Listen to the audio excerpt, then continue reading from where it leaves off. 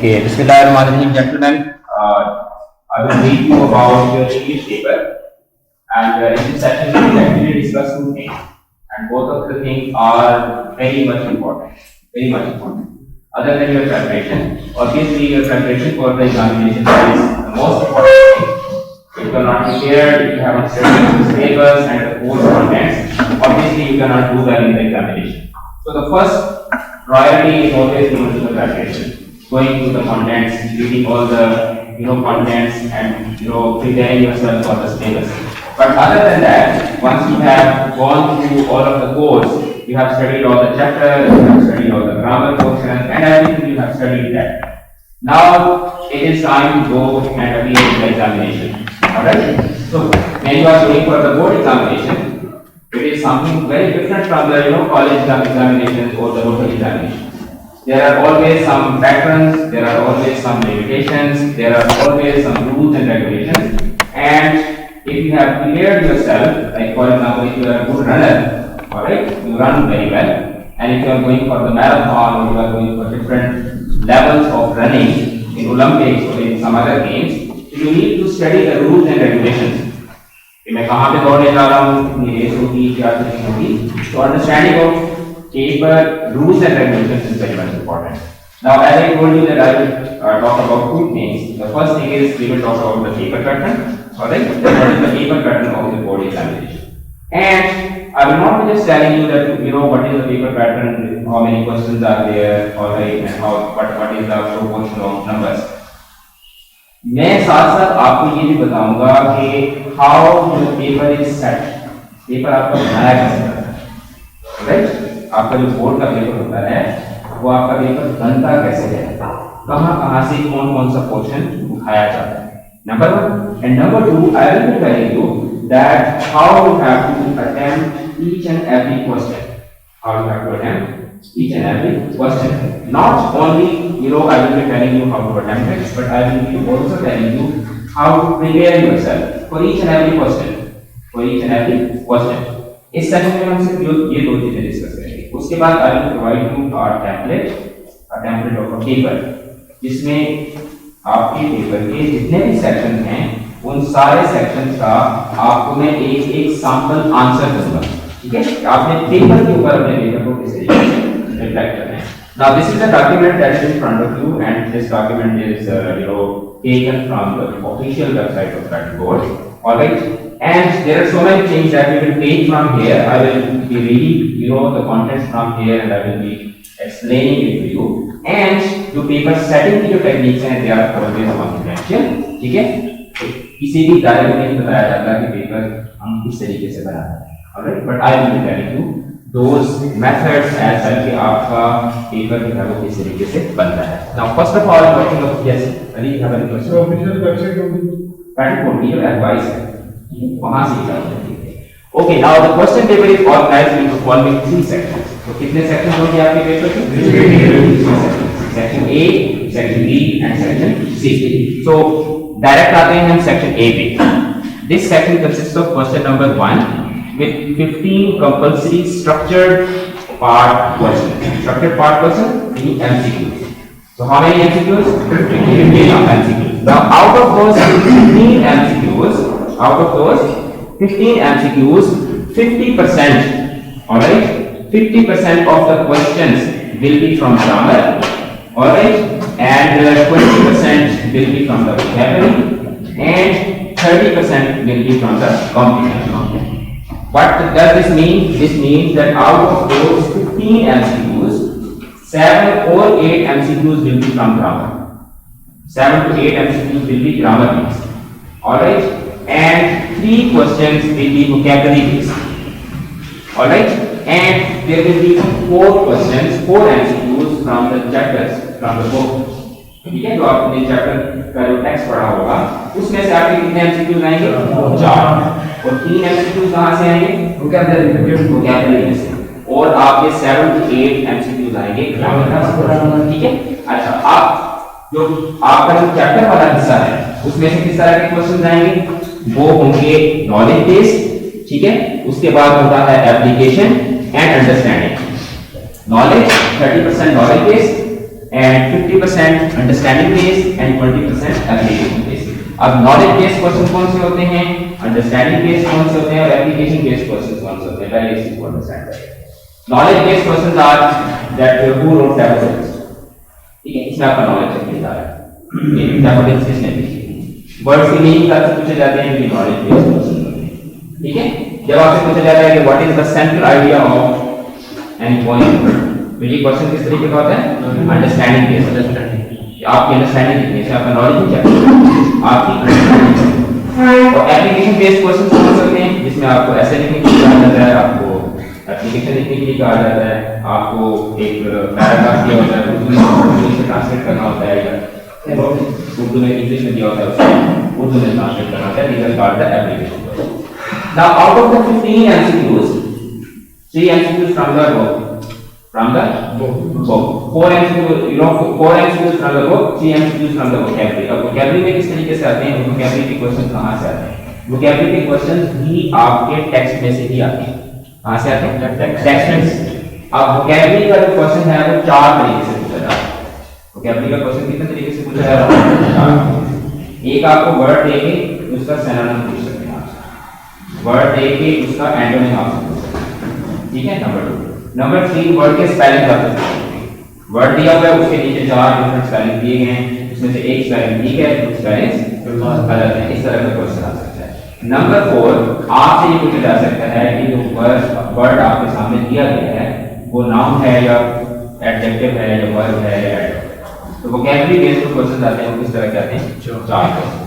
तो जब भी आपने चैप्टर की रीडिंग करनी है तो आपको हर वर्ड इन 4 डिफरेंट एंगल से आपको वर्ड याद रखना चाहिए, ठीक है, बात समझ आ रही है, वोकैबुलरी।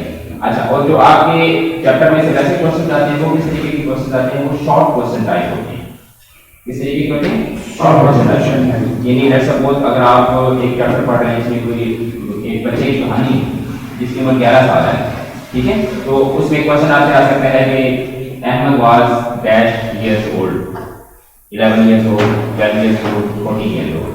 तो ये इस तरीके के शॉर्ट क्वेश्चन टाइप आपके एमसीक्यू का। ये जब आप रीडिंग कर रहे होंगे तो आपने रीडिंग में क्या करना है, रीडिंग के दौरान आपने हर पैराग्राफ में से कम से कम आपने ये देखना है कि हर पैराग्राफ में 3 से 4 क्वेश्चन होंगे। एक तो वो क्वेश्चन होता है जो बुक में दिए गए, उससे हट के भी आपने हर चैप्टर को क्वेश्चन आंसर की फॉर्म में जब आप उसको टैकल करते हैं फिर आपके एमसीक्यू भी तैयार हो जाते हैं और आपकी जो वोकैबुलरी का पोर्शन होता है वो भी तैयार हो जाता है। And then increase to word का कॉम्प्लीमेंटेशन साथ साथ फिर आपके क्वेश्चन आंसर भी तैयार हो जाता है।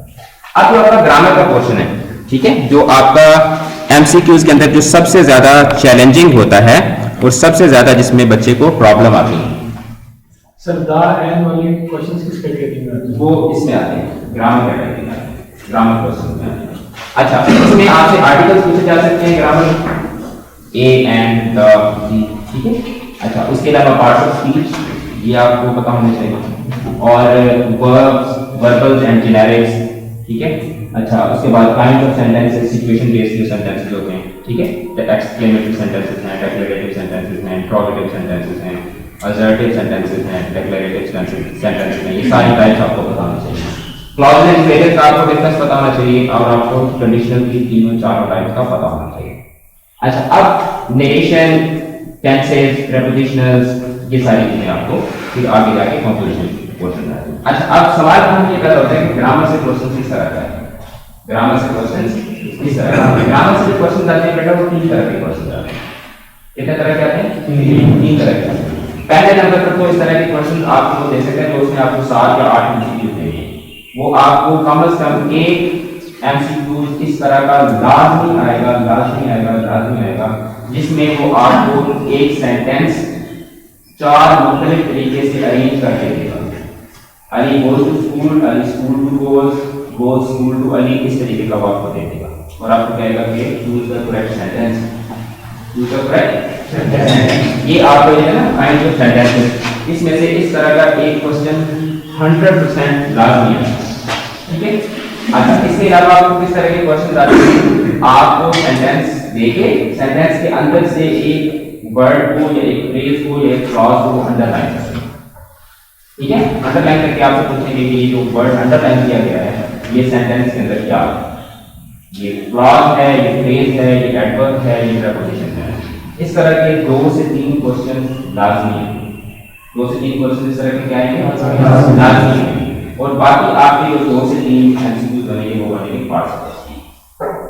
पार्ट्स ऑफ स्पीच की अब आप डेफिनेशन पूछ सकता है, पार्ट्स ऑफ स्पीच की काइंड्स में से वो आपसे पूछ सकता है, ठीक है। और पार्ट्स ऑफ स्पीच के अंदर जो कंफ्यूजन होती हैं, कंफ्यूजन जो होती हैं, जैसे एडवर्ब और एडजेक्टिव के अंदर कंफ्यूजन होती है, ठीक है। कॉम्प्लीमेंट और एडजेक्टिव के अंदर कंफ्यूजन होती है, पार्टिसिपल फॉर्म के अंदर और पास्ट पार्टिसिपल फॉर्म के अंदर कंफ्यूजन होती है, ठीक है। जैसे प्लेड है, प्लेड, अब प्लेड जो है ये सेकंड फॉर्म भी है, थर्ड फॉर्म भी है, ऐसे ही है ना। अब सेकंड फॉर्म जब होती है तो हम उसको पास्ट पार्टिसिपल कहते हैं, जब थर्ड फॉर्म होती है तो वो क्या होती है? वो पास्ट पार्टिसिपल होती है। अब जो क्या होती है? वो पास्ट पार्टिसिपल होती है। अब अगर वो पूछ रहा है कि आई प्लेड क्रिकेट, तो अब आई प्लेड क्रिकेट ये पास्ट इंडेफिनिट है, ये पार्टिसिपल फॉर्म है। लेकिन अगर आ जाए आई हैड प्लेड क्रिकेट तो फिर प्लेड क्या है? ये थर्ड फॉर्म है, क्योंकि ये हैड आ गया तो इसका मतलब है कि ये क्या है? ये परफेक्ट टेंस है। और परफेक्ट टेंस के अंदर क्या होती है? पास्ट पार्टिसिपल होती है, थर्ड फॉर्म होती है। अब बजाय वर्ड एक है, लेकिन वो इसमें जो फॉर्म है वो पार्टिसिपल भी है और पास्ट पार्टिसिपल भी है। तो इस तरह का भी आपसे 1 या 2 क्वेश्चन को लाजमी पूछेगा, ठीक है। अब ग्रामर के जी बेटा क्वेश्चन, ओके। सो ग्रामर के आपके सॉरी एमसीक्यूज आपके जो 15 नंबर की हैं वो इस तरीके से आपने इसको क्या तो क्वेश्चन है इसमें तो क्वेश्चन फिर हम आपसे, और इसकी जो चेकिंग का फार्मूला है, चेकिंग का फार्मूला है सिंपल, इट इज मैथमेटिकल। आपको क्वेश्चन ठीक है 1 नंबर मिल जाएगा, क्वेश्चन गलत है आपको 0 नंबर। तो इसमें इसकी चेकिंग का कोई मतलब तरीके से चेकिंग के अंदर कोई हिडन रूल नहीं है, चेकिंग के अंदर इसकी कोई हिडन रूल नहीं है। आपका क्वेश्चन ठीक है आपको 1 नंबर मिल जाएगा, क्वेश्चन आपका गलत है आपको उसमें से नहीं। लेकिन एमसीक्यू के हवाले से एक चीज जो इंपॉर्टेंट है वो ये है कि आप बबल शीट्स आएंगी जिनको ओएमआर शीट्स कहा जाता है, ठीक है। पता नहीं आपने 9th में ओएमआर शीट्स नहीं किया, आप 9th में आपके पेपर ही ये बहुत है वो 9th के आपके पेपर ही ओएमआर शीट्स में शायद आपने जिसको पहले टीचर ने आपको पहले भी टीच किया हो, बबल्स बने होंगे। अच्छा, और बबल शीट्स होंगी, उसमें ये है कि जो आपका उसमें आप पेपर में देखेंगे, अगर डी ऑप्शन ठीक है तो आप उस बबल में जाके डी ऑप्शन को आप क्या कर देंगे? सेट, ठीक है। अच्छा, अब हम चलते हैं आगे सेक्शन बी के अंदर। यहां से आपका जो सब्जेक्टिव पेपर है वो बेटा स्टार्ट हो जाता है, and this section consist of 3 compulsory questions of varied distribution of marks as detailed below. तो सेक्शन बी के अंदर कितने क्वेश्चन होंगे? 3 question, okay. Question number 2, question number 3 and question number 4। अब जो क्वेश्चन नंबर 2 है इसमें you will be given 7 parts, alright. 7 questions आपको दिए गए होंगे, 7 शॉर्ट क्वेश्चंस, और आपने उसमें से 5 शॉर्ट क्वेश्चंस अटेम्प्ट करने होंगे और इसके आपके 3 marks. 5 short questions, 5 multiplied by 3 it is 15। अच्छा, अब इसमें there is something important that we need to know। एक शॉर्ट क्वेश्चन कितने नंबर का है? 3 नंबर। एक शॉर्ट क्वेश्चन कितने नंबर का है? 3 नंबर का। अच्छा, अब ये जो आपके 7 शॉर्ट क्वेश्चन बने हैं, 7 शॉर्ट क्वेश्चन बने, ये किस तरीके से बनेंगे? ये बेटा इस तरीके से बनेंगे कि आपने चैप्टर्स को पेयर करना है, यानी फर्स्ट चैप्टर और सेकंड चैप्टर दोनों चैप्टर में से एक क्वेश्चन लाना है। ये एक ना सीक्वेंस बनाते हैं, जब शॉर्ट क्वेश्चन उठा रहे हैं ऐसे नहीं करते कि वो पहले 7 चैप्टर से एक क्वेश्चन उठा लें, पहले 7 चैप्टर से एक क्वेश्चन उठा लें और अगले चैप्टर को टच ही ना करें। इस तरह वो नहीं करते, पहले 2 चैप्टर में से एक क्वेश्चन आएगा, अगर पहले में से नहीं आया तो फिर दूसरे तीसरे में से एक आएगा, ठीक है। या इस तरीके से क्वेश्चन उठाए जाते हैं, या दूसरे तरीके से ये होता है कि एक जो और चैप्टर हैं आधे क्वेश्चन और चैप्टर में से उठा लिए जाते हैं और आधे चैप्टर्स इवन चैप्टर में से उठा लिए जाते हैं। So this means कि you have to prepare every chapter in terms of question answer. In terms of question answers, you have to prepare every chapter. But if there are some students who are struggling with English, जो मतलब जो सिर्फ बड़ी मुश्किल से पास कर सकते हैं, उनके लिए क्या है? उनके लिए ये है कि अगर आप लेट्स सपोज के लेंथी कोर्स आ जाता है, जैसे अगर 20 चैप्टर में, ठीक है, और आप 20 चैप्टर आप नहीं याद कर पा रहे, आपने ये नहीं करना कि दरमियान में 4-5 चैप्टर आपने इकट्ठे छोड़ देंगे। दरमियान में 4-5 चैप्टर इकट्ठे, पहले 10 चैप्टर आपने याद कर लिए और आखिरी 10 चैप्टर को आपने बिल्कुल छोड़ दिया। इस तरीके से कभी भी आप नहीं करेंगे। ठीक है, आपने सारे चैप्टर्स को गो थ्रू करना है, सारे चैप्टर्स को क्या करना है, गो थ्रू। अब आपका क्वेश्चन क्या कैसे है, 3 नंबर का क्वेश्चन है ना सर। ये जो पॉइंट के सर क्वेश्चन होते सर शॉर्ट में नहीं आते ना सर। वो जो पॉइंट में चले गए तो मार्क कर सकते हैं। इसमें शॉर्ट क्वेश्चन कोई भी पॉइंट जैसे नहीं आता, शॉर्ट क्वेश्चन पॉइंट में से सारे चैप्टर। ठीक है, अब एक आपका शॉर्ट क्वेश्चन क्या कैसे होता है, 3 नंबर का शॉर्ट क्वेश्चन है। ठीक है, एक नंबर है आपकी स्पेलिंग का, एक नंबर क्या है, स्पेलिंग। अब एक नंबर आपका कटेगा कब, एक नंबर आपका तब कटेगा जब आप स्पेलिंग की 4 मिस्टेक्स करें, 4 स्पेलिंग की आपने मिस्टेक्स की, आपका एक नंबर कट गया। अब 4 स्पेलिंग की मिस्टेक से क्या मुराद है, यानी अगर नबील के स्पेलिंग लिखे हैं NABIL और स्पेलिंग थे NABEL और 4 दफा इसने वो वर्ड लिखा है, 4 दफा उसने वो वर्ड लिखा है और 4 दफा गलत लिखा है, तो कितनी गलतियां काम होगी, कितनी गलतियां काम होगी, एक गलती। एक स्पेलिंग को रिपीट हो रहा है और उसको आपने दोबारा भी गलत लिखा है तो आपकी 2 गलतियां काम होगी, कितनी गलती काम होगी, 4 स्पेलिंग की गलतियां करेंगे तो आपका एक नंबर कट जाएगा। अगर 3 हो तो उसमें 3 होंगी तो जो इंस्ट्रक्शंस हैं पैटर्न कोड की उसके मुताबिक तो ये कि अगर 3 है तो फिर वो आपके 0.75 मार्क्स आपके काटेगा, लेकिन टीचर जो है वो टीचर पर डिपेंड करता है, हो सकता है 3 मिस्टेक के ऊपर आपका एक नंबर पाए। अच्छा, उसके बाद एक नंबर होता है आपकी ग्रामर में आपने 2 मिस्टेक्स की, आपका एक नंबर कट जाएगा। ग्रामर में आपने 2 मिस्टेक्स से करके तो आपका एक नंबर कट जाएगा। मिस्टेक ग्रामर में आपने हेल्पिंग वर्ब गलत लगा दिया, ठीक है, आपने फॉर्म ऑफ द वर्ब गलत लगा दिया, ठीक है, तो आपकी ये गलती होगी।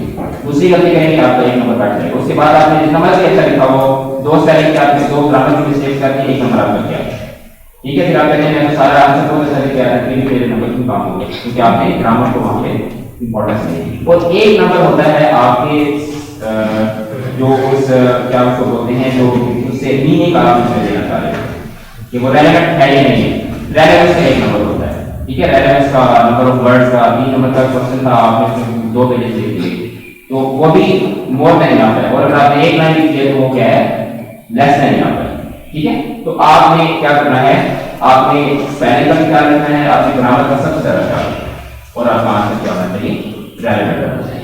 उसके बाद जो आपका क्वेश्चन नंबर 3 है, इसमें कैंडिडेट्स आर इसमें 2 पार्ट्स होते हैं, एक आपको पोएम के सेंट्रल आइडिया का या थीम का क्वेश्चन आता है 3 नंबर का, ठीक है, और दूसरा आपको आता है किस चीज का, एक स्टैंजा आपको दिया गया होगा, उस स्टैंजा में से आपसे 3 क्वेश्चन पूछे गए होंगे और हर क्वेश्चन 2 नंबर का होगा। हर क्वेश्चन कितने नंबर का होगा, 2 नंबर का होगा।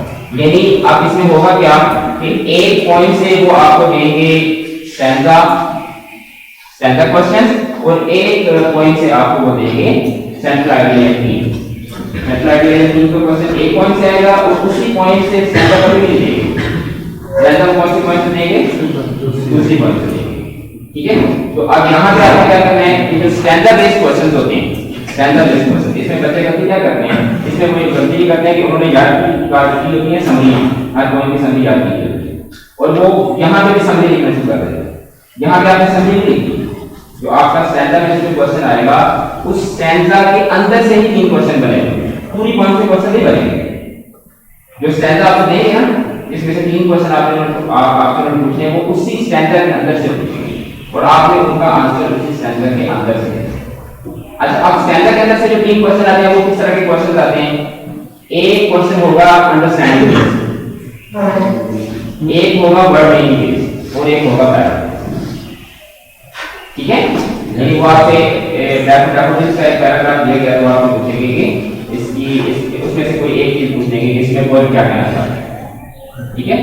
अच्छा, दूसरा कि आपको उसमें से कोई आपसे वर्ड का मीनिंग पूछ लेंगे या पूछ लेंगे कि ये वर्ड कौन सा फिगर ऑफ स्पीच है, पर्सोनिफिकेशन है, सिमिली है, जब आपसे कहेंगे कि इसमें से सिमिली की, मेटाफोर की, पर्सोनिफिकेशन की 2 आप इसमें से एग्जांपल दीजिए और एक जो होगा वो क्या होगा, पैराफ्रेजिंग का होगा। अब पैराफ्रेजिंग के अंदर बच्चे क्या गलती करते हैं, पैराफ्रेजिंग के अंदर बच्चे ये करते हैं कि in this stanza the poet wants to say, ठीक है, ये आपने कभी भी पैराफ्रेजिंग नहीं की। पैराफ्रेजिंग आप ये ना कि जिस तरह डैफोडिल्स है, I wanted only as a cloud, ठीक है, आपने ये नहीं कहना कि अगर ये लाइन आई है उसकी आपने पैराफ्रेजिंग करके आपने ये कभी नहीं कहना कि in this poem the poet wants to say that I was wandering only as a cloud, No. You just have to simply convert those verses into sentences. Then I wandered lonely as a cloud. आप इसको कहते हैं I was wandering lonely as a cloud above the hills. तो आपने सिर्फ उस standard को उठा के उसको सेंटेंस में फॉर्म में दिया. In this line the poet wants to say या नहीं अगर आपको पैराफ्रेज कहा जाता है. उसके बाद question number 4. This shall consist of seen or unseen passage for comprehension followed by 4 questions of varied marks not exceeding a total of 10 marks. 10 marks का ये आपका पेपर होगा. इसमें आपको मैक्सिमम अगर वो देना चाहे तो पैराग्राफ में से 4 क्वेश्चन पूछ सकते हैं. 3 क्वेश्चन पूछते हैं. अगर 3 क्वेश्चन को 4 नंबर का होगा तो 3 नंबर के होंगे. ठीक है. और अगर 4 क्वेश्चन पूछता है तो क्या होगा 2.5 2.5 2.5 2.5. अच्छा, अब आपने कॉम्प्रिहेंशन वाला क्वेश्चन कैसे यूज करना है. कॉम्प्रिहेंशन के बच्चे क्या करते हैं, पहले कॉम्प्रिहेंशन को पढ़ने बैठ जाते हैं. आपने कॉम्प्रिहेंशन में सबसे पहले क्वेश्चन को पढ़ना है. कॉम्प्रिहेंशन में क्या करना है, सबसे पहले क्वेश्चन को पढ़ना है. या तो आप ये करें कि 4 क्वेश्चन है तो 4 क्वेश्चन को पढ़ लें, 4 क्वेश्चन को पढ़ लें. 4 क्वेश्चन नंबर 1 पढ़ लिया, 2 पढ़ लिया, 3 पढ़ लिया, 4 पढ़ लिया, उसके बाद पैराग्राफ को पढ़ना पड़ता है. या आप क्वेश्चन नंबर 1 को पढ़ें और उसको फिर जाके पैराग्राफ में ढूंढना शुरू करें. जहां से आपको मिले वहां पे उसको याद करने का. सब क्वेश्चन नंबर 1 यहां पे, फिर क्वेश्चन नंबर 2 को पढ़ेंगे तो उसको ढूंढना शुरू करें. अब अगर लेट्स सपोज आप यहां से आपने ढूंढना शुरू किया, क्वेश्चन नंबर 1 आपको यहां पे मिला उसका आंसर, तो क्वेश्चन नंबर 2 का उसके नीचे कहीं मिलेगा, क्वेश्चन नंबर 3 का उसके नीचे मिलेगा, 4 का उसके नीचे. ठीक है. अच्छा, अब आपने क्या करना है कि आपने कॉम्प्रिहेंशन के जो आंसर वहां पे पैराग्राफ के अंदर दिए गए, अगर तो नॉलेज बेस्ड क्वेश्चन है, यानी अगर वर्ड मार्क के पैराग्राफ आया हुआ है और पहली लाइन है कि world was started in 1944 1914 and ended in 1918 और नीचे क्वेश्चन आया गया है कि write down note on the duration of world war. आपने एग्जैक्ट वही सेंटेंस उठा के आंसर में नहीं लिखना, थोड़ा सा उसको चेंज करना है. थोड़ा सा क्या करना है, उसको चेंज करना है, अपने लफ्ज़ों में लिखना है. अदरवाइज होता ही है कि ज्यादातर 10th लेवल के जो आंसर होते हैं वो बड़े आसानी से उसमें रिफ्लेक्ट हो रहे हैं, नजर आ रहे हैं इस सवाल में ये जवाब है. आपने कभी भी कॉम्प्रिहेंशन वाले जो वर्ड्स हैं उन बिल्कुल वैसे ही आपने पैराग्राफ आगे लिखना, उसको थोड़ा बहुत चेंज करके ताकि आपका नंबर इसमें से उठे. अब इसमें 4 क्वेश्चन है, लेट्स सपोज 2.5 का एक क्वेश्चन है या 3 क्वेश्चन है और 3 मार्क्स का 3 मार्क्स और 4 मार्क्स का क्वेश्चन है. तो इसके अंदर भी चेकिंग इसी पैटर्न पे होती है जो मैंने आपको पहले बताया. Spelling mistakes, audit, grammar mistakes and relevance of the meanings. तो इन तीनों चीजों का आपने यहां पे विचार करना है. आपने ग्रामर की 2 गलतियां कर दी, आपका 1 नंबर उठ जाएगा. ग्रामर की आपने 2 मिस्टेक्स कर दी तो आपका 1 नंबर इसमें से भी उठ जाएगा. स्पेलिंग की आपने 4 मिस्टेक कर दी, आपका 1 नंबर उठ जाएगा. रेलेवेंट ना हो फिर उसके बाद 1 नंबर बचेगा, इसके सिवा आपको पूरा नंबर पे ज्यादा नंबर दे दो. Getting the point? Yes. Yeah. Okay. Any question up till now?